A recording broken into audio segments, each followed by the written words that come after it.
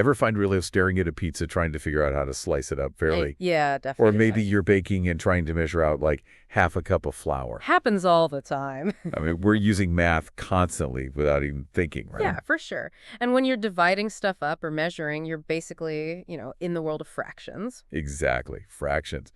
We're diving deep into fractions today. It's funny. I was reading that the word fraction actually comes from this Latin word, fractus. Oh, really? Yeah, and fractus literally means broken. So kind of makes sense. You're taking something whole and breaking it into parts. It's like taking that pizza and cutting it into slices, or that cup of flour, and only using a part of it. It's really all about describing a part of a whole. Right, exactly.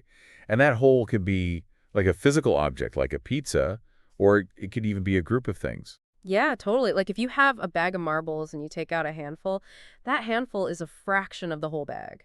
And even time can be broken down into fractions. Like when we say it's 7:15 or half past the hour, we're using fractions. Definitely. It's pretty amazing how deeply ingrained fractions are in our everyday lives. Like it's not just in the kitchen, it's everywhere. So let's break down the basics here. A fraction is made up of two numbers. You have the top number or the bottom number. Right. What do those numbers actually tell us? Well, so the bottom number, that's called the denominator, and it tells you how many equal parts the whole is divided into. So if you think about a pizza cut into 8 slices, the denominator would be 8. Got it? And the top number? That's the numerator, and that shows how many of those equal parts you actually have. So if you ate 3 slices of that pizza, the numerator would be 3. So 3 out of 8, or 3/8 of the pizza is gone. Makes perfect sense. Now we've got these things called proper fractions. What makes a fraction proper? So a proper fraction is when the numerator, that top number, is smaller than the denominator, like 1/2 or 2/3. Basically any fraction where you have less than a whole. Okay, so less than a whole. So then there must be fractions that are, a whole or even more. What are those called? Those are improper fractions. That's when the numerator is either bigger than or equal to the denominator, like 7/4 or 9/5. So if I ate like 5/4 of a pizza, That means you ate a whole pizza plus an extra slice. wow, I'm impressed. Okay, and what about mixed numbers? I always see these with a whole number and a fraction side by side. How do those work? Well, a mixed number is just another way to show a quantity that's a whole or more, but it combines a whole number and a proper fraction, like 1.5 or 2 3/4. So mixed numbers and improper fractions, are those basically the same thing, just written differently? Exactly. They represent the same value just expressed in different ways, like saying $2.50 versus $2.5. It's the same amount of money. So how do you go from, say, an improper fraction to a mixed number? You just divide. You divide the numerator by the denominator. The whole number part of the result becomes the whole number in your mixed number. And then whatever's left over, the remainder, becomes the numerator of the fraction part. Okay, so let's say we have 5 halves. Right, so you divide 5 by 2, which gives you 2 with a remainder of 1. So 5 halves becomes 2 and 1/2. Got it. And going the other way from mixed number to improper fraction. For that, you multiply the whole number by the denominator, then you add a numerator. That total becomes the new numerator, and you keep the original denominator. So 2 and 1/2 would be 2 times 2, which is 4, plus 1 is 5. So 5 halves again. Cool. Now, how do we compare fractions? Like, how do we know if one fraction is bigger or smaller than another? Well, if the denominators are the same, it's pretty easy. You just look at the numerators, and the bigger numerator means a bigger fraction. Like 3/5 is bigger than 1/5. Right, because you're comparing the same size pieces. But what if the denominators are different? Then you need a common denominator. It's like comparing apples and oranges. You got to find a common unit first. So how do you find that common denominator? The best way is to use the least common multiple, or the LCM, of the two denominators. That's the smallest number that both denominators divide into evenly. Okay, so can you give me an example? Sure, let's say you want to compare 1/2 and 2/5. The LCM of 2 and 5 is 10. So you convert 1/2 to 5/10, and 2/5 becomes 4/10. And now you can easily see that 5/10 is bigger than 4/10, so 1/2 is bigger than 2/5. Exactly. It's like leveling the playing field so you can compare them directly. And I remember from school that using visuals like fraction bars or circles can help a lot with comparisons too. Oh yeah, those are super helpful. You can literally see which fraction takes up more space. What about when the numerators are the same but the denominators are different? In that case, the fraction with the smaller denominator is actually the bigger one. Think about cutting a pizza. If you cut it into fewer slices, each slice is going to be bigger, right? Right, so 3/4 would be bigger than 3/8 because you're dividing the pizza into fewer pieces. Now let's talk about equivalent fractions. These are fractions that look different, but they actually represent the same amount, right? Yeah, that's right. They're like different ways of saying the same thing. Like 1/2 is the same as 2/4, which is the same as 5/10. So how do we find these equivalent fractions? You multiply or divide both the numerator and denominator by the same number. So to get from 1/2 to 2/4, you multiply both top and bottom by 2.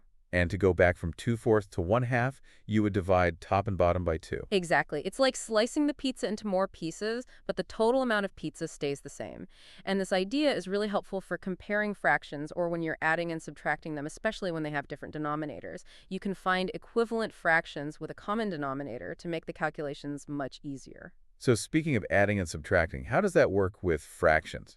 Well, if the denominators are already the same, it's pretty straightforward. You just add or subtract the numerators and keep the denominator, like 1/4 plus 2/4 is 3/4. Right, that makes sense.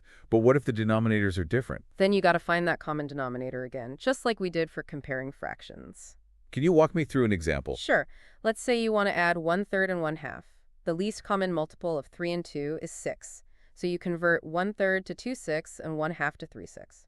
And then you just add the numerators. 2/6 plus 3/6 is 5/6. Exactly. And it works the same way for subtraction. Just find the common denominator, convert the fractions, and then subtract the numerators. Now, what about multiplying fractions? Are there any tricks to that? Multiplying fractions is actually pretty straightforward. You just multiply the numerators together and the denominators together. So 1/2 times 2/3 would be 2/6, which simplifies to 1/3. And what if you're multiplying a whole number by a fraction?